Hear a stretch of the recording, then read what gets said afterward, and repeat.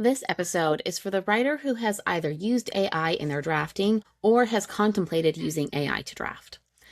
AI is a polarizing topic right now, and people have big feelings. My intention for this episode is to help you understand the heart of the writing process and how using AI can cut your story and impact off at the knees. I know that AI is a tool lots of people are using right now, and I'm actually not here to pass ethical or moral judgment on it. I am, however, going to show you how certain uses of AI are going to ruin your memoir and make it impossible for me or whoever you have as your editor to do their job, as well as give you an AI reset protocol in case you too have been lured in by generative AI in your writing process. Let's dive in. You are listening to the Memoir Method podcast, the place for writers, readers, and anyone who appreciates the collective power of our stories. In this podcast, we explore the impact of memoir alongside an examination of writing techniques and strategies used in the genre. Whether you are a writer looking for inspiration and guidance or a passionate reader seeking meaningful connections through shared experiences, the Memoir Method podcast is your go-to conversation spot. I'm your host, Charlotte, editor, writer, and the heart behind Charlotte Writes. Let's get started. Before I get into the bulk of today's episode, I want to let you know that now through the end of this summer, I am hosting a podcast review raffle. The best way for people to find this podcast is when listeners like you rate and review on your preferred podcast platform. For everyone who rates and reviews the Memoir Method podcast between now and August 31st, will be entered to win free access to the entire Writer's Workshop series that I delivered live last week, in addition to a 60-minute call with me. All you have to do is rate and review and then fill out the Google form I've linked in the show notes. Thank you so much. Okay, into our discussion for today. I didn't have an AI policy until recently when I started working with a couple clients who used AI in drafting their manuscripts. I was torn on what to do because as a creative writer myself, I do not use AI to write or edit anything that I write. But I had these writers coming to me wanting support who felt so convicted in their story and in their impact and in their message, who had used AI in some capacity. And I wanted to still be able to help them. So my AI policy couldn't be, I won't work with writers who have used AI. But it actually needed to be, once writers start working with me, they have to commit to not using AI. I want to use this episode to talk about why that is and why your use of artificial intelligence tools like ChatGPT or Claude makes it impossible for me to do what you've hired me to do. Like I said at the top of the episode, people have a lot of feelings about generative AI. And so I want to establish that this episode is not going to touch on how generative AI learns or the impact of data centers. You are fully capable of deciding how you feel about AI on your own. Today, I'm going into how artificial intelligence use defeats the actual purpose of the writing process and how a writer continuing to use AI when they're working with me actually prevents me from doing my job. If you do want to use AI, the best use of it for you is going to be to have the AI ask you questions so that you can activate your own brain. You can use it kind of as a bouncing off tool, asking questions, ideas, have it reflect back to you and get you into a more contemplative space rather than actually write your work for you. As with any creative tool, this is only helpful if it's activating your own mind and ideas. When we use AI to produce a result to create for us, then that is what I and others have termed AI slop. That is what is actually preventing you from accessing the depth and truth that you want to in your story as a writer. So if you do want to use AI, use it to bounce ideas, use it to ask you questions, use it to help you get into a more contemplative state if that is something that if you still want to use those tools. When I have read through work written with a lot of AI assistants, and it's happened a few times, a few things stand out to me. First off, I can spot AI writing from a mile away. And it's not just me. Consumers have been so inundated with AI content over the past 2 years, especially, that our brains have been trained to spot it without us even being conscious of it. And when we spot it, we tune it out. It's a little slippery. The AI cadence is predictable, formulaic, and it feels, again, very slippery on your brain. I don't want your reader to tune you out. Just like I will be going through my social media, I can always tell when a post is drafted with AI, with a caption, and I don't care about reading it. I don't care. I don't want to read it. So I don't want that to happen to your reader. I don't want your reader to tune you out because your story does matter. Your message, the truth that you're here to communicate, that matters very deeply. So what this means for you, though, is that you get to do the deep work of excavating your story and writing it yourself. And yes, it is work. I have complicated feelings about AI because I want AI to do my laundry. I want to figure out a way to have it do the stuff I don't actually want to do so that I can use my brain to do the creative, fun things, right? The point of a memoir isn't just a published book to sell in a bookstore. I'd argue that the deeper purpose of memoir is actually the very personal and intimate transformation that happens because you are writing your story. You don't want to shortcut that or cheat yourself out of that experience. I know that memoir writing can be difficult, emotional, and overwhelming. And that's part of why my work with writers is what it is. I'm a memoir editor. I'm also a writing coach. I'm here to sit with you, walk with you through those difficult moments in the process to help you make sense of what you're feeling in relation to the creative process. I'm an emotional support to you in this process just as much as an editorial authority.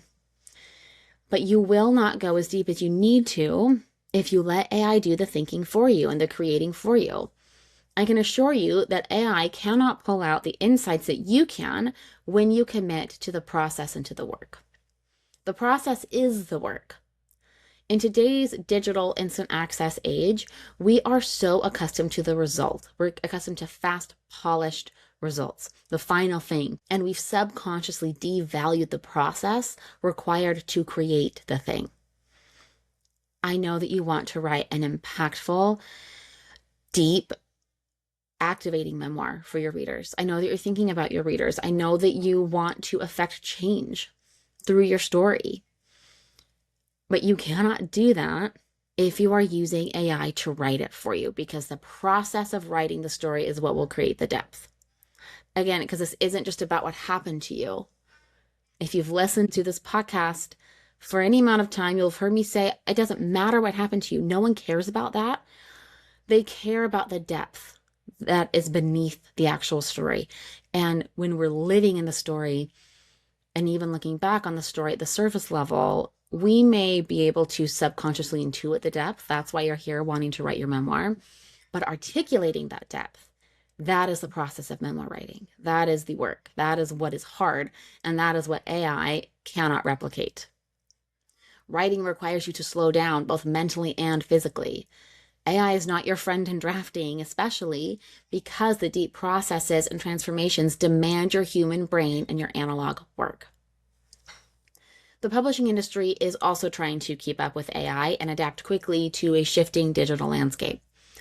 Most publishers will not accept work that was influenced by artificial intelligence, and even that requirement is sometimes vague. I've seen announced books pulled by the publisher because AI was used in its drafting and editing.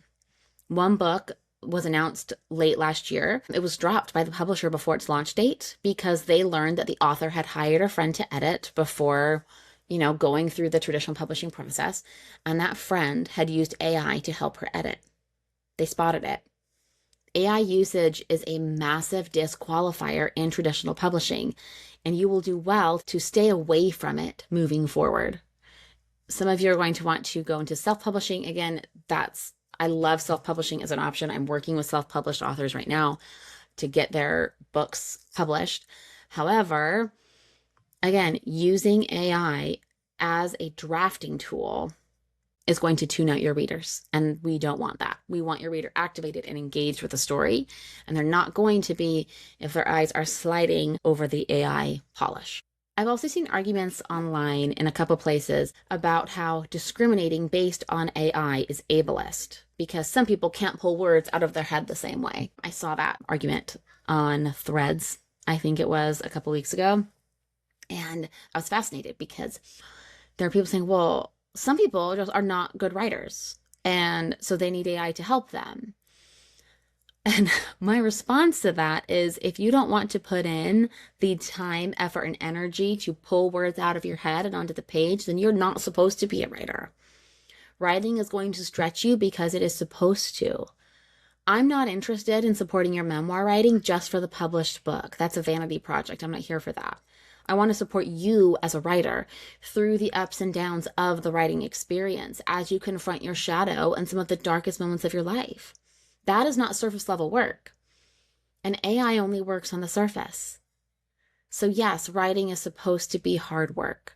It's supposed to be challenging, and you have options for support as you navigate the process. But to say that discriminating based on AI usage is ableist is a ridiculous take, because writing is supposed to be difficult, and just because someone has dyslexia or doesn't maybe have an innate talent to write but wants to write anyway, they get to learn, they get to work with it. Like, there are so many people throughout history who have done amazing things with obstacles and challenges, and AI is not going to make you a better writer. It's not. Let's go into why AI makes it impossible for me to do my job. So when I've gone through manuscripts that have been influenced by AI, this is what I notice. I find lots of hallucinations. So that's where the AI makes up information or changes information. So when I am having to spot AI hallucinations, especially like on a big level evaluation, I can't pay attention to other elements as well, like pacing, characterization, actual writing style. There are levels to editing, and when I'm forced to track hallucinations from the AI and separate out accurate information from AI sloppiness, then I can't get to the deeper levels of attunement and vision that you're actually paying me for. So even if you go back and edit the AI output, the work will eventually start sounding like AI. The cadence is very noticeable. We have lots of sentence fragments, adverbs like genuinely and actually. And if you feed your original draft through an AI, the AI will basically neuter your voice and smooth everything out so that it sounds like word diarrhea. I'm sorry for the visual, but I kind of want to shock you out of an AI rut right now. Hey, like, AI is not doing your voice any favors. It's not going to learn your voice. It's going to make it sound like AI. This is just me as an editor insisting that you find your own voice and use it. Your readers are encountering AI slop literally everywhere, and your story, your memoir, deserves you at the helm, not a large language model artificial intelligence. By using AI to try and shortcut the process, you're putting up a massive barrier between you and your readers, and they're the ones you actually want to reach and impact. So this is your invitation to lean into that sticky process of writing, that deep work. I know it's a lot. I know it can feel overwhelming, but that is what is going to yield the results that you want. AI shortcuts are not going to work for you. So now let's talk about how to turn the boat around with an AI manuscript. So whenever I start working with a new client, I make it clear that they cannot use AI while working with me for all of the reasons that I just explained. Moving forward, whether you hire me or not, I want you to stop using AI on your manuscript. Now, I have clients who have used AI to help them collate information, notice patterns central to their story as a data organizer. And if that is helpful to you, then do it. Again, there are ways to use AI that isn't creatively damaging. But when it comes to your actual manuscript, you get to decouple your actual story and your voice from AI. If you are unsure of what your actual voice sounds like, I have some homework for you. And it's actually not just go and rewrite everything, because that's way too overwhelming. So first, I want you to start free writing every day. I don't care if this is in a notebook by hand or in a blank Word doc, but start a free writing practice. You're going to feel silly at first. You're not going to know what to say. Knowing what to say, though, isn't the point. Figuring out how you actually write is. How your brain puts ideas and words together. Set a timer for 10 to 15 minutes every day and just put words onto a page. You can journal about your day, brain dump anxieties, meander. You don't even have to write in full sentences. I want this practice to tune you back into how you think and what your creative voice sounds like.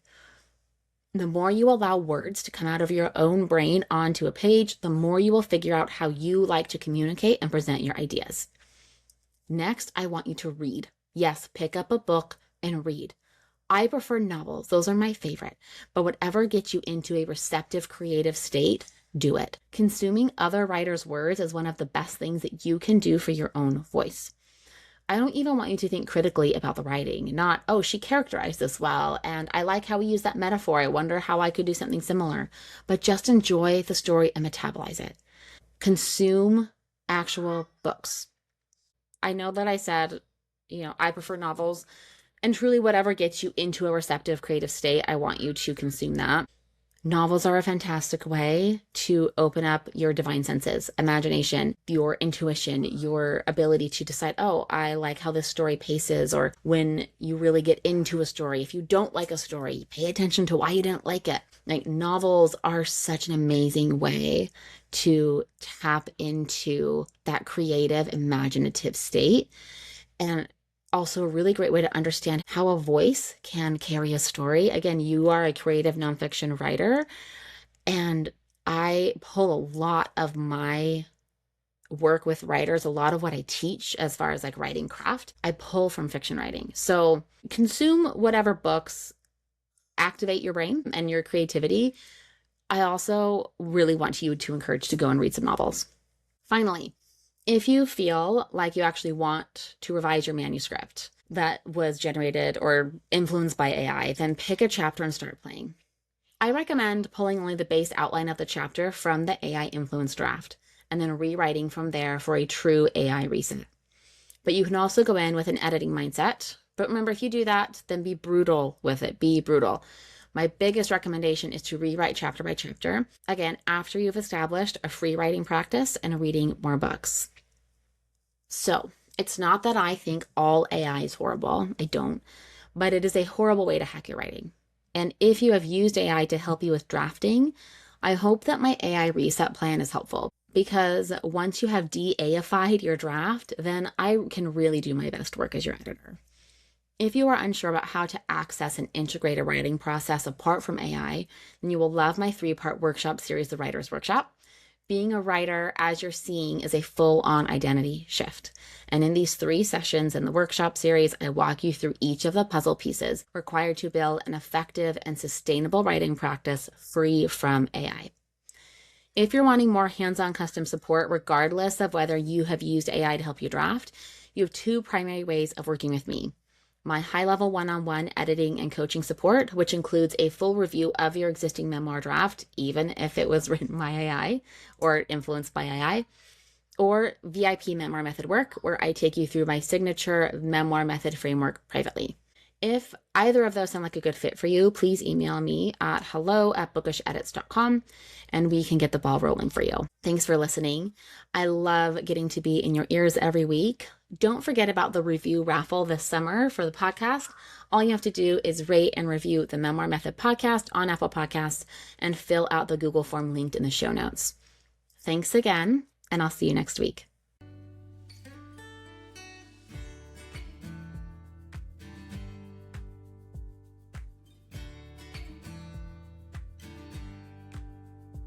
You've just listened to an episode of the Memoir Method podcast. The Memoir Method podcast is presented by Charlotte Writes. If you liked what you heard, the best way to support the show is to subscribe through your preferred podcast player. And if you're feeling especially inspired, I'd love it if you left a 5-star review on Apple Podcasts. Leaving a review really does help other readers and writers like yourself find the show. If you want to continue the conversation, you can find me on my website at charlottewrites.co or on Instagram at charlottejanewrites. Thank you for tuning in. I'll see you next time. And remember that you have a story that matters.